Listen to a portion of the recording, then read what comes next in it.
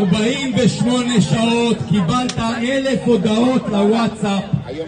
1,000 הודעות, לא ממכונה ששולחת הודעות, 1,000 הודעות מ1,000 אזרחים שונים, והם כולם אמרו לך דבר אחד: אל תטעה, אל תכניס שקרן נוכל ששיתף ידיעות כזב שהסית כנגד חצי העם.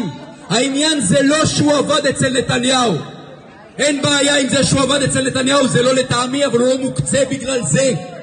הוא מוקצה כי הוא שקרן, ודובר שהוא שקרן לא יכול לעבוד במוסד ממלכתי, שילך לעבוד בנובל אנרג'י.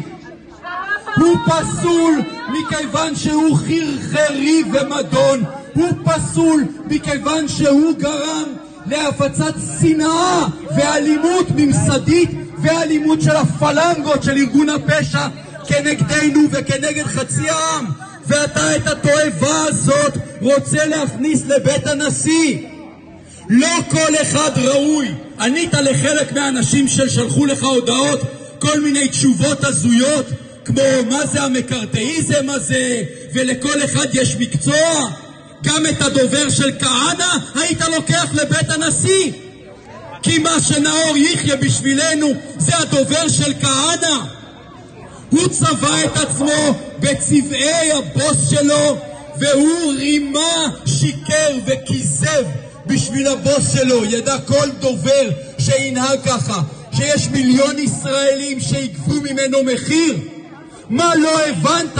חשבת שהפוליטרוקיה של מפלגת העבודה תעבור לך? אנחנו התעוררנו, לא שמת לב? יש כאן אנשים ש5 שנים עמדו ברחוב בשביל לסלק ראש ארגון פשע עוצמתי עם מיליארדרים שתומכים בו. שום דבר לא הניע אותנו. יש כאן עם שלם שעמד שנה בחוץ, בחום, בקור, בירושלים, ספג אגרופים משוטרים. שום דבר לא הזיז אותנו. מה לא הבנת, בוז'י? אנחנו נאכל לך את הראש פה, ואנחנו נאכל לך את הראש כשתהיה בבית הנשיא. את הדרך אנחנו יודעים בעל פה, בוז'י. הוא לא יהיה דובר, שכח מזה, ותר על זה, תגיד התבלבלתי, תמנה מישהו אחר.